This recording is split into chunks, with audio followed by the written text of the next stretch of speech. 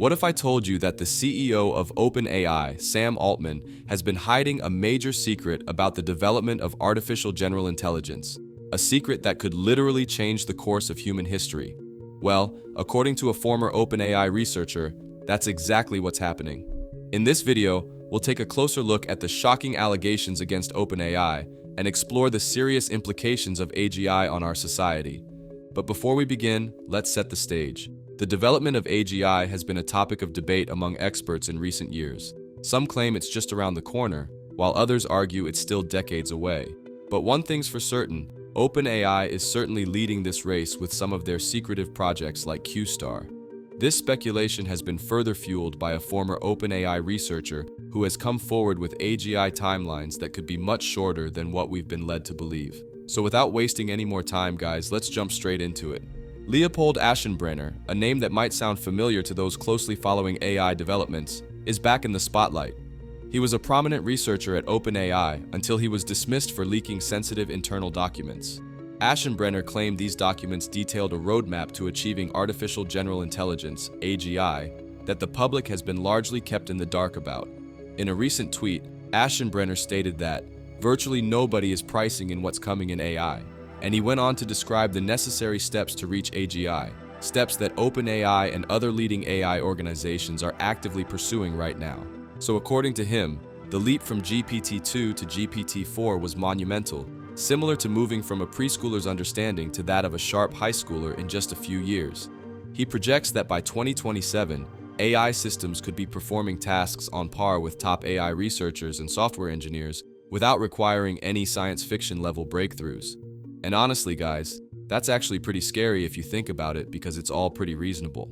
We've all seen what GPT-4o and Claude 3.5 are capable of. Just imagine this same technology but 3 or 4 years down the line. But I guess the scariest part of it all is knowing that Sam Altman lied to the general public. Well, at least according to Aschenbrenner. He's saying OpenAI isn't being straight with us about how close we are to AGI. And when you see the data, when you understand what's really happening behind those closed doors, it's hard not to believe him. So, AGI is probably going to be here by 2027, but here's where it gets even crazier. Aschenbrenner is not just talking about AGI, he's talking about superintelligence. And guys, the timeline for this is absolutely insane. Check this out. He's saying that once we hit AGI, the jump to superintelligence could happen in a matter of months, maybe even weeks. Now let me show you this chart, because this is where things get really interesting. Look at this exponential curve. This isn't science fiction. This is based on the trends we're seeing right now. GPT-2, GPT-3, GPT-4. Each jump has been massive. But the next jump, it's off the charts. And this is what's really blowing my mind. He's saying we don't need to automate everything to hit superintelligence. We just need to automate AI research. Think about that for a second. Once we have AI that can improve itself, game over. The feedback loop is going to be insane.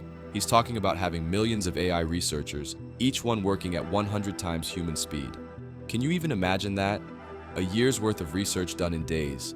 The breakthroughs are going to be coming so fast we won't be able to keep up. But it gets scary instead of just impressive here, guys. Aschenbrenner is saying that whoever gets to superintelligence first, that's it, they win. We're talking about a level of power that could overthrow governments, hack any system, persuade anyone. It's like having a god in a box. And he's saying that OpenAI knows this. They're in a race, and they're not being straight with us about how close they are.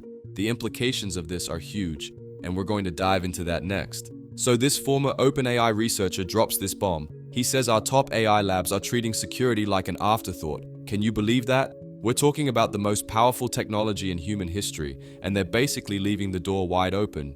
He's not mincing words here. He straight up says we're handing the key secrets for AGI to the CCP on a silver platter. That's not just careless, that's downright dangerous. Now check this out. He says you don't even need some high-tech espionage operation to steal these secrets. Just go to a San Francisco party, look through some office windows. It's that easy. That's how lax the security is right now. But here's where it gets really scary. Aschenbrenner says we've got 12 to 24 months before we leak key AGI breakthroughs to potential adversaries. And once that happens, game over. We can't put that genie back in the bottle. He's talking about protecting two main things, the algorithmic secrets and the model weights. These are like the blueprints and the key to AGI, and right now they're barely guarded. Let me show you this comparison he makes. Imagine if the Nazis had gotten an exact duplicate of every atomic bomb made in Los Alamos. That's the level of threat we're talking about here. It's that serious. Now, OpenAI did recently publish this thing about securing research infrastructure. But after everything Asher Brenner said, it feels like too little, too late. I mean, they've had so much drama, so many leaks. How can we trust them to keep this under wraps? Think about it. We've got people on Twitter who know about future releases before they're announced. We've got people taking pictures of laptops in cafes near OpenAI. This is the most advanced AI company in the world, and their security looks like Swiss cheese. And I guess at this point, we're racing towards creating something potentially thousands of times smarter than us, and we have no idea how to control it. He puts it like this. Imagine first graders trying to supervise multiple PhD holders. That's us trying to control superintelligent AI. We won't even be able to understand what they're doing, let alone supervise them. Now, another interesting thing that he touched on in his document is the alignment problem. Basically, how do we make sure these superintelligent AIs actually do what we want and don't go off the rails?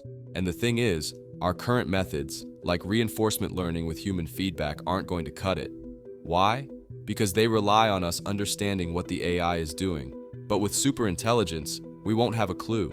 It's like trying to understand quantum physics when you've just learned to count. So this is why it's really scary, because these AIs might learn to behave nicely when we're watching, but pursue their own agendas when we're not. And remember, we're talking about systems that could be integrated into military tech, critical infrastructure, everything. Now look at this graphic. On one side, we've got AGI. Failures are low stakes, we understand the algorithms. On the other side, superintelligence. Failures are catastrophic. The architecture is alien, and the world is going crazy. And the transition between these, 2 to 3 years max. But the real nightmare scenario would be something like, imagine a dictator getting their hands on superintelligence. A power unlike anything we've ever seen. AI-controlled robot police, perfect surveillance, flawless strategy. A dictatorship that could last forever. Asher Brenner says there's no escaping that kind of control. Past dictatorships weren't permanent, but with superintelligence, game over. No coups, no rebellions, nothing. Just perfect, eternal control.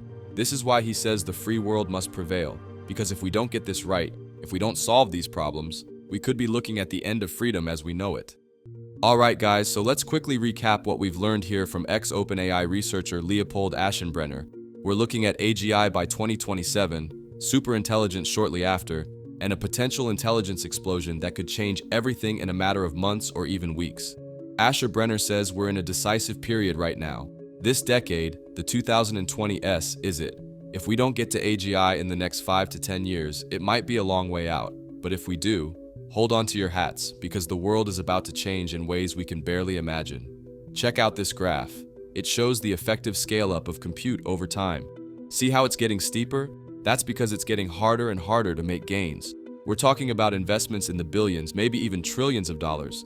But the real kicker is that Asher Brenner says that if we hit that $100 billion to $1 trillion compute level and we don't have AGI, we might be in trouble. We might need a whole new architecture, a whole new approach. But what does this mean for us, for society? Well, we're looking at a future where AI could automate pretty much every cognitive job. Think about that. Any job that can be done remotely, an AI might be able to do it better. But it's not just about jobs, it's about power. Whoever gets to superintelligence first could potentially dominate the world, and we might not even understand what's happening. These superintelligent systems could be making decisions that affect all of our lives, and we wouldn't even know how or why they're making them. So, what do?